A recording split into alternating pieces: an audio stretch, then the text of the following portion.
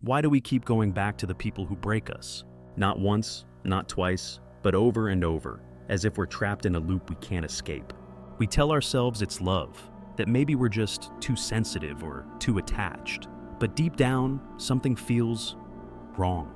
Because you can feel the damage, the confusion, the fear, the way you walk on eggshells, and call it intimacy, the way they hurt you, and somehow you apologize.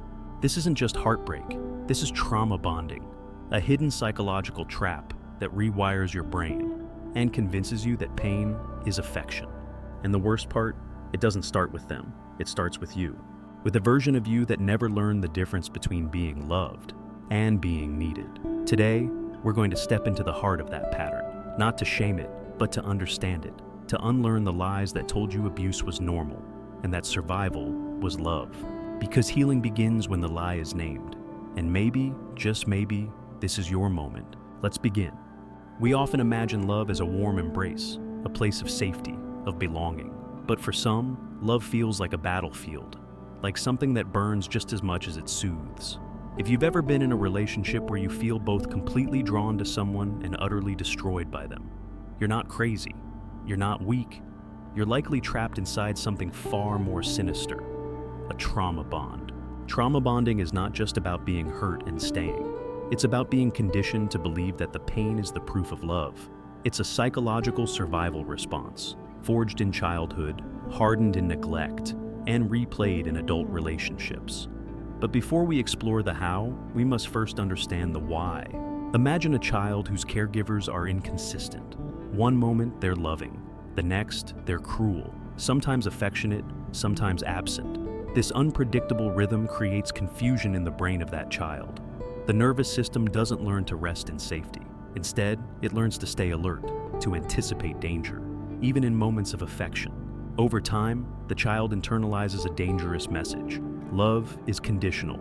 Connection comes with pain. And if I try harder, maybe I'll earn consistency. That child grows up, but the pattern remains. As adults, we unconsciously seek what's familiar, not what's healthy. So, when we meet someone who mirrors that same cycle of reward and punishment, hot and cold, affection and abuse, our brain doesn't sound the alarm. It lights up. Because this is what love has always looked like. The emotional chaos doesn't scare us. It feels like home. You might ask, why would anyone stay in something that hurts? Because at some point, pain became the price of attachment. And more importantly, escaping the bond feels more terrifying than enduring it. Leaving would mean not just losing the person, but confronting the parts of ourselves we've spent a lifetime avoiding. The lonely child, the terrified self, the belief that we are unworthy of calm, secure, consistent love. And so we stay. We rationalize. We twist ourselves into shapes that will keep the other person around. We mistake drama for depth, intensity for intimacy. We forgive without change. And every time they hurt us, we find a way to blame ourselves. This is not weakness, this is programming. When we talk about trauma bonding, we must understand that it's not just an emotional experience, it's a biochemical one. Every cycle of abuse and affection creates a surge of hormones that wires your brain to crave the very person who hurts you. It starts with cortisol, the stress hormone. When a partner yells at you, belittles you, cheats on you, or ghosts you after intimacy, your body releases cortisol in high doses. Your heart rate increases.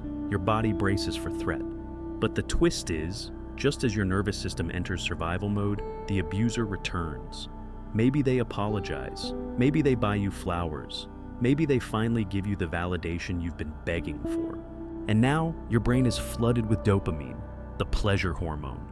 This push-pull, stress and then relief, forms a chemical loop, not unlike what's seen in addiction. In fact, studies have shown that trauma bonds light up the same reward circuits in the brain as drug addiction. You begin to chase the high of the good moments, even though they're few and far between. And the lows, they're minimized, dismissed, rationalized. The longer this cycle continues, the more your brain links love with pain, closeness with chaos, attention with anxiety. Over time, the nervous system becomes dysregulated. You're no longer seeking peace, you're seeking intensity. Because intensity feels like meaning, and meaning is mistaken for love. You might notice how, after a particularly painful argument or episode of abuse, the following reunion feels electric, like the bond is deeper than ever. But what you're actually experiencing is not love. It's emotional whiplash. And your brain, flooded with relief chemicals, interprets that as connection. This is how the trauma bond traps you, not with chains, but with chemicals. It teaches your body that calm is boring, that uncertainty is exciting, that someone withholding love makes you want them more. And so, even when your logical mind knows this person is harming you, your body continues to crave them. You might say, "But I can't stop thinking about them," or "I feel empty when they're gone." That emptiness, that craving, that's withdrawal. It's the same neurochemical pattern seen in people recovering from substance abuse. And that's why trauma bonds are so hard to break, because you're not just letting go of a person, you're detoxing from a drug you didn't even know you were hooked on. And perhaps most disturbingly, the longer you stay in the cycle, the more your identity wraps around it. You start defining yourself by your ability to endure. You begin to believe that real love requires suffering, that the highs justify the lows, that the chaos is proof of passion. And slowly, you lose the ability to recognize healthy love when it finally shows up, because it doesn't feel familiar, it doesn't feel earned, it doesn't feel like home. To truly understand why we form trauma bonds, we must go back, not to the start of the relationship, but to the start of ourselves. Attachment theory, a concept pioneered by John Bowlby and expanded by Mary Ainsworth, teaches us that the way we were loved, or unloved, as children shapes how we connect as adults. If you grew up in a home where love was unpredictable, where one moment you were embraced and the next you were ignored, your nervous system learned that affection is unstable. If love had to be earned by pleasing, by staying quiet, by anticipating others' moods, your subconscious learned that love is a transaction, a reward, a performance. And if the people meant to protect you were the same ones who hurt you, you internalized a terrifying blueprint. The people you love will also be the ones who hurt you most. Now, imagine this child, years later, all grown up, walking into adult relationships with a nervous system still wired for inconsistency. They meet someone who is charming but volatile, affectionate but distant, one day warm, the next day cold. And instead of seeing it as a red flag, they feel something familiar, excitement.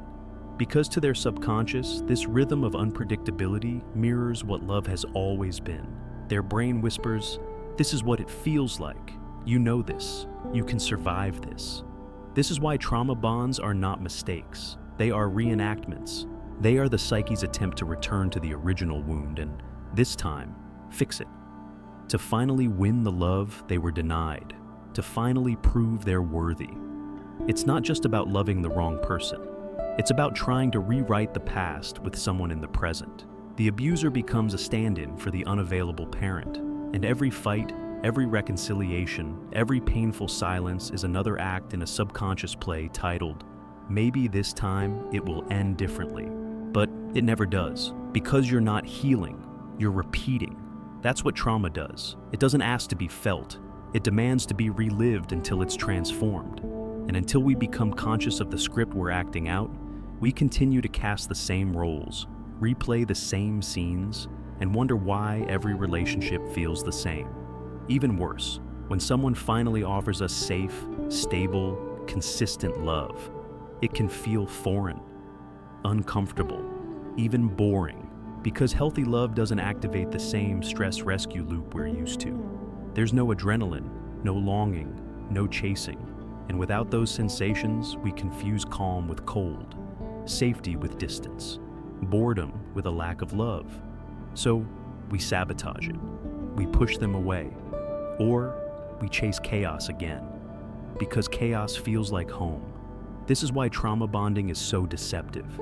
It convinces you that love must hurt, that passion must burn, that devotion must be proven through pain.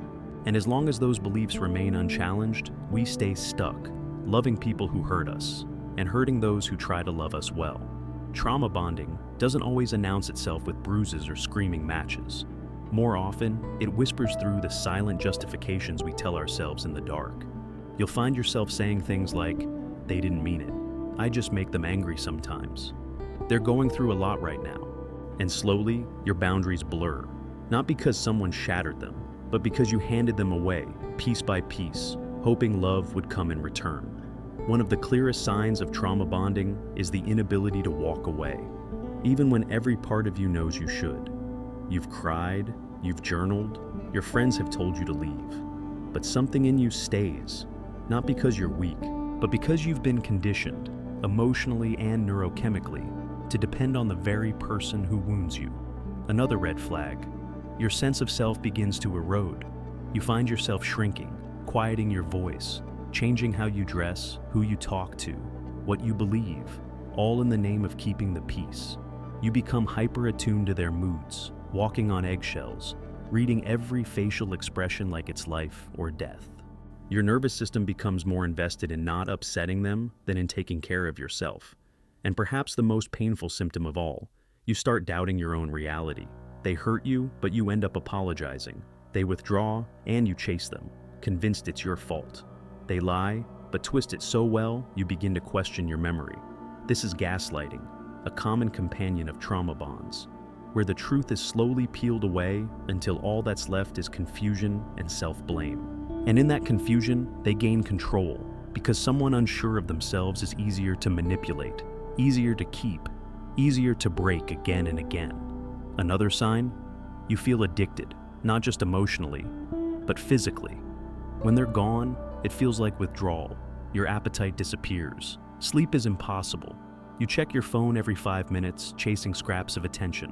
When they finally text, your entire body lights up, and you convince yourself it was all in your head, that things are fine now, that love just takes work. But love, real love, doesn't feel like a battlefield where you're the only one waving a white flag.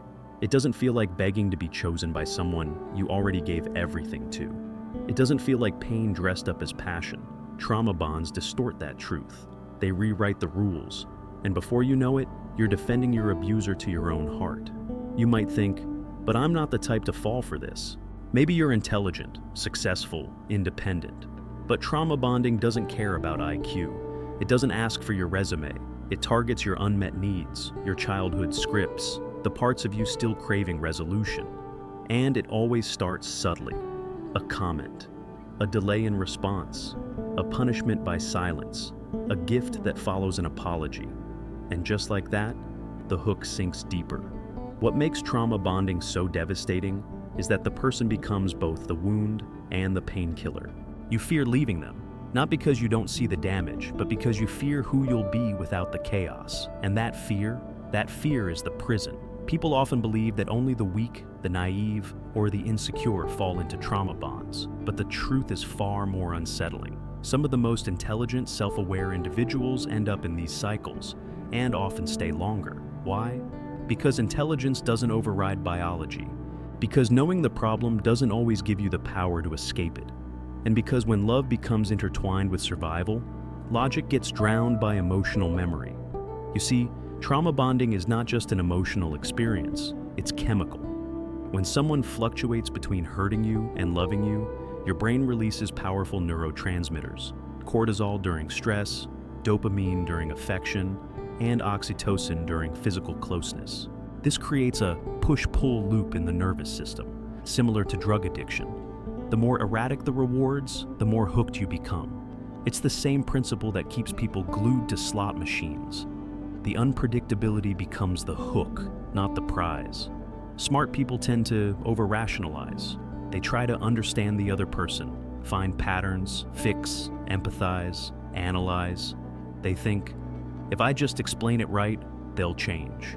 Or worse, maybe I'm the one who's broken. This intellectualization creates a false sense of control, as if the problem can be solved with enough insight. But trauma bonding isn't a puzzle to be solved. It's a wound to be recognized.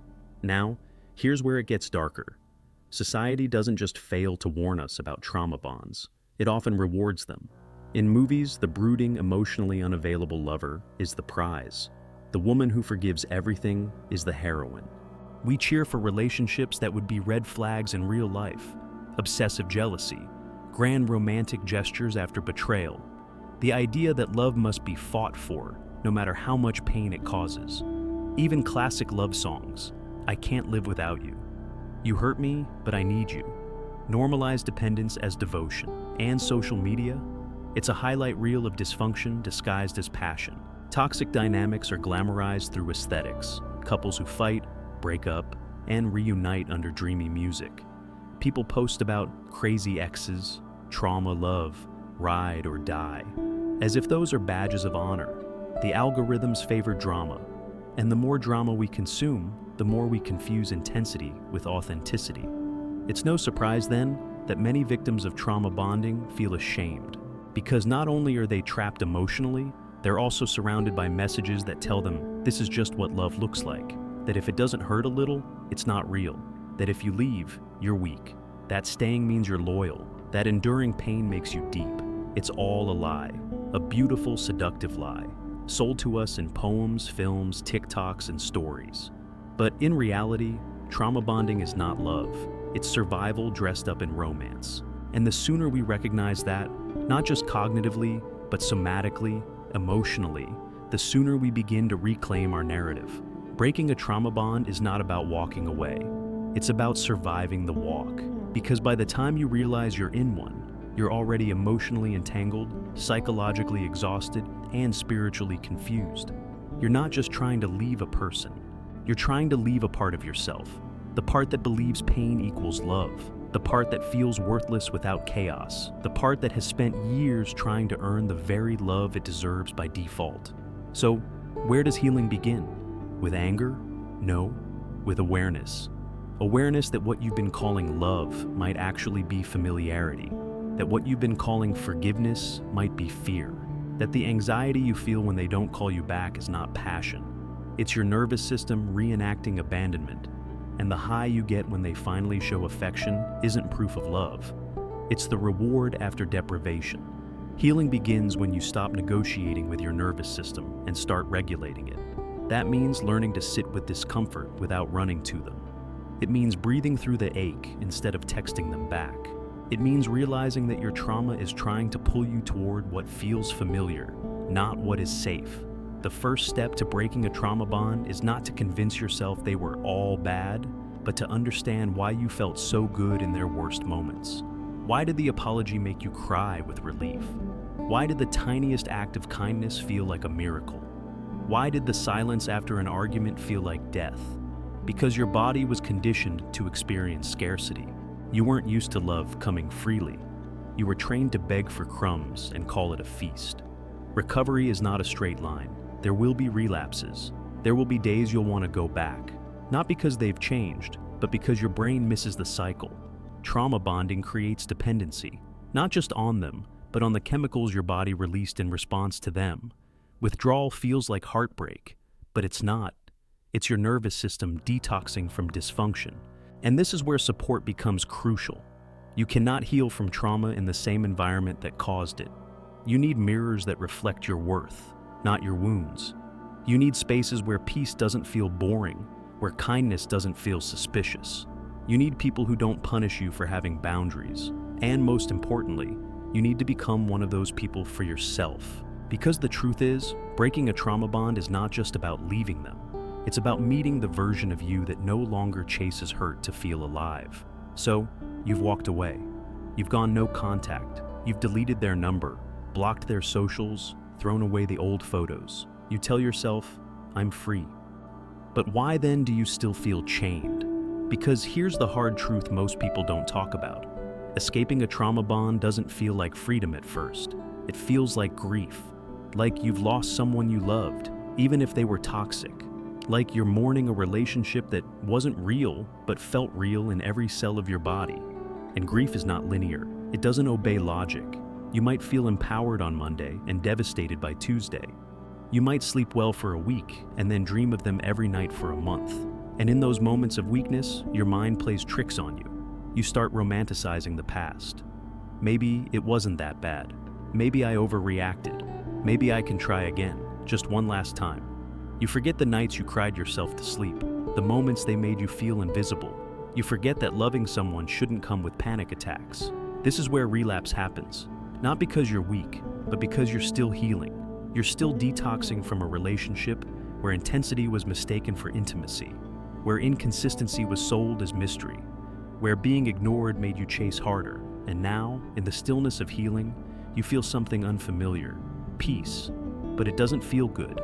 It feels like silence, like boredom, because when you've been conditioned to chaos, calm can feel like a threat. This is when most people fall into the next trap, replacement. You meet someone new, they're charming, intense, exciting, and without realizing it, you're back in the same dynamic, just with a different face. The cycle continues, disguised as fate, and suddenly, you're not recovering, you're repeating. So, how do you break that pattern? By staying uncomfortable long enough for the craving to pass, by building a life that isn't just free from them, but full of you. That means creating habits that regulate your nervous system, surrounding yourself with people who reflect back your worth, engaging in relationships that are slow, safe, and steady, even if they feel unfamiliar at first. It means redefining what love feels like. Because love is not adrenaline, it's not unpredictability, it's not the thrill of being chosen after being ignored. Love is consistency, safety, respect, the absence of anxiety. But it takes time to retrain your heart to crave what it never had. And most of all, healing means forgiving yourself, not just for staying, but for the times you went back, for the parts of you that confuse suffering with depth, for the version of you that believed you needed to earn love. Because that version was never weak. They were just trying to survive with the tools they had. You've left the fire, but is the house you just walked into truly safe? Or is it just a different kind of smoke? The danger after leaving a trauma bond is that the void it leaves behind feels unbearable. And in that emptiness, you're vulnerable. Not just to your ex, but to anyone who can replicate the emotional intensity you're used to. That's how you end up dating the same person over and over again, wearing different names, different faces, but offering the same pain. So, how do you tell if it's happening again? Here's the first red flag. You feel addicted. Not just attracted, addicted. You can't stop checking your phone. You wait for their texts like your next breath. You feel euphoric highs when they're around, but crushing lows when they're distant. This isn't love. This is your nervous system chasing spikes of dopamine, trained to equate emotional unavailability with desire. Second red flag. The relationship escalates quickly. You share your traumas too soon. You feel deeply connected after just a few days. They say things like, "I've never met anyone like you," or "I feel like we've known each other in a past life." It feels magical, but fast intimacy is often a mask for familiar chaos. Real intimacy unfolds slowly. Love that builds like a firework is beautiful, but it burns out fast and leaves smoke in your lungs. Third red flag. You start losing yourself. You cancel plans. You stop journaling. Your hobbies fade. Your friends don't hear from you. You feel your identity being absorbed by the relationship. That's not connection, that's enmeshment. Healthy love expands your world. Toxic love shrinks it. And then there's the most subtle trap. You start justifying their behavior. You say, they've been through a lot. Or, they're just not good at expressing emotions. Or, they're trying, I just need to be more patient. And suddenly, you're back in that old role. The caretaker, the fixer, the one who stays and suffers because you believe love is supposed to be hard. But love is not supposed to be hard. Healing is. And the moment you understand that, you begin to change your compass. You stop being drawn to chaos and start seeking calm. Even if it feels foreign. You start asking better questions, not, do they like me? But, do I feel safe around them? Not, can I make this work? But, do they show up consistently without me having to beg? Because here's the truth most people miss. When you've healed enough to recognize a trauma bond, you still might miss it. But you no longer answer its call. That ache, that nostalgia, it fades, slowly, quietly, until one day you look back and wonder how you ever mistook that pain for passion. And in its place, you start building something real. Not a fairy tale, but a relationship rooted in mutual respect, shared values, and emotional safety. Something that doesn't make your heart race in panic, but rest in peace. Sometimes, the hardest part of healing isn't leaving the person who hurt you. It's leaving the version of yourself who thought that kind of love was normal. But healing is not a moment. It's not the dramatic goodbye. It's 1,000 tiny choices you make each day. To not text them, to not excuse them, to not go back just because you're lonely. It's sitting with discomfort instead of numbing it. It's learning to calm your own nervous system instead of depending on someone else's chaos to feel alive.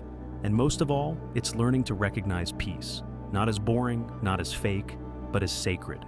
If love makes you question your worth, walk on eggshells, shrink yourself, or lose sleep, it's not love, it's conditioning. And no amount of effort on your part will heal someone who uses your love as a cushion for their own brokenness.